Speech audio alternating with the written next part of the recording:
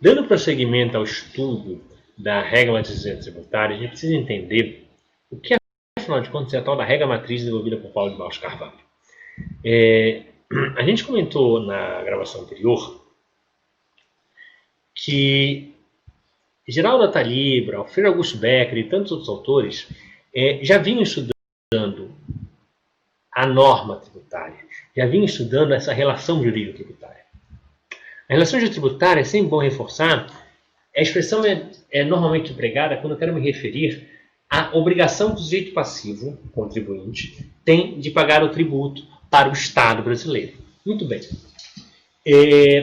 Dessa relação, ela surge de uma norma que tem uma hipótese de incidência que descreve um fato social.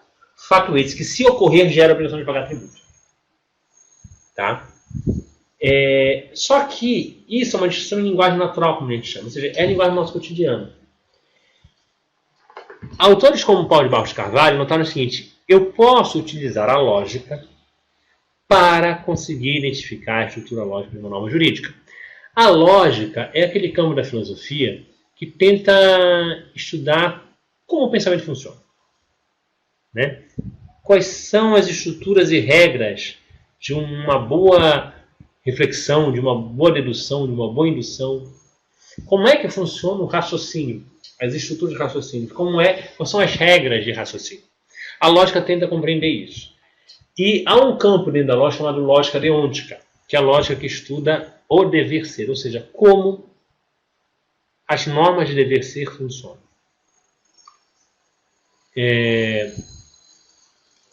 A gente pode perceber que no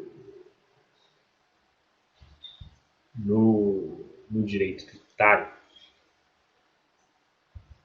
talvez até pela frieza que às vezes a relação tributária passa, há uma certa facilidade de impor o estudo da lógica. Ou, em outros termos, o fato o principal objeto de estudo do direito tributário seja uma obrigação de pagar tributo, então, por mais que eu varie os tributos, a base é a mesma, foi muito mais fácil aplicar os instrumentos lógicos para você achar uma estrutura normativa.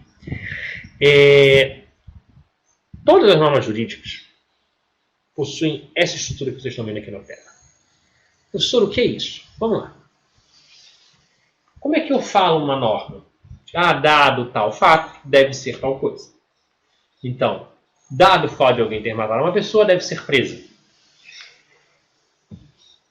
Dado o fato de um contrato ter sido quebrado, eu devo pagar indenização. Então, você tem sempre essa relação. Há um antecedente, que é algum fato qualquer, social, que gera consequências jurídicas. Então, toda norma jurídica pode ser traduzida com uma estrutura hipotética. Dado um fato, será uma certa consequência. Claro que essa não é a única forma de descrever a norma jurídica, mas é uma das formas mais recorrentes. Ou seja, eu tenho uma hipótese e essa hipótese era uma obrigação de pagar, um dever jurídico. Até normas de competência, eu posso pensar nesses termos. Dado o fato de você ter a competência reconhecida pela Constituição, você é obrigado a instituir a obrigação de pagar tributo, por exemplo.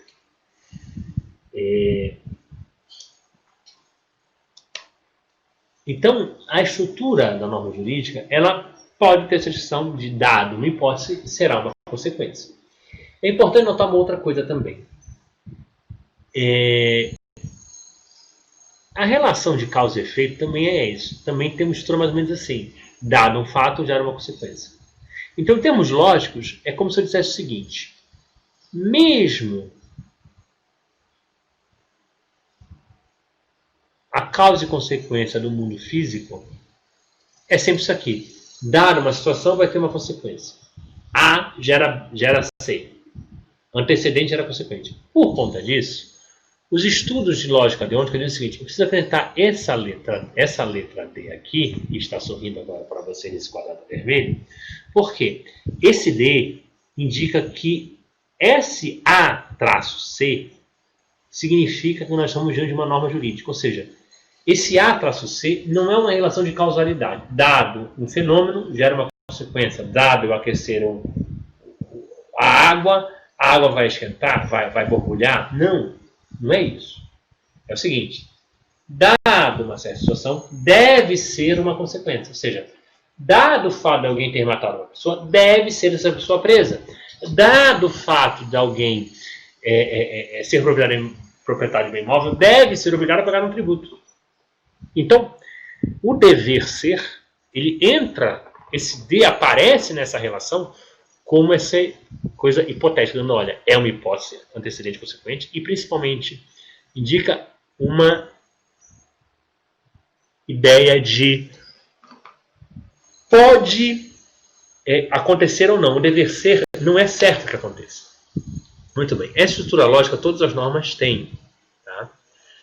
No campo tributário, a gente poderia traduzir o conteúdo dessa norma da seguinte forma: A é o antecedente, a hipótese ou descritor, são todos sinônimos, ou seja, uma situação fática que se realiza no campo social implicará na obrigação de pagar tributo. Então é tal do ser propriedade de bem imóvel, de exportar bem, de fabricar produtos industrializados. Consequente ao prejuízo é a reação jurídica tributária, ou seja, o dever de pagar o tributo. Tá? E o D é o functor indicando uma relação deôntica que eu já expliquei no slide anterior. Claro que eu poderia usar essa mesma estrutura básica para falar da obrigação de emitir nota fiscal. Ou a obrigação de manter informado certas informações de livro caixa. Tudo isso eu posso falar. Agora, a gente está falando de uma coisa muito específica, que é a relação jurídica tributária, que tem como centro o dever de pagar tributos. Por conta disso, a gente, Paulo de Barros Carvalho, pegou essa estrutura e tentou traduzir como a relação jurídica obrigacional funciona.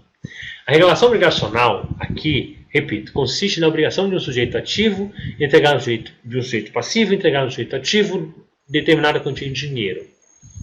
Então, a regra da administração tributária pega esta estrutura básica e tenta traduzir em termos lógicos como essa relação obrigacional surge. Tá? E é isso que nós vamos ver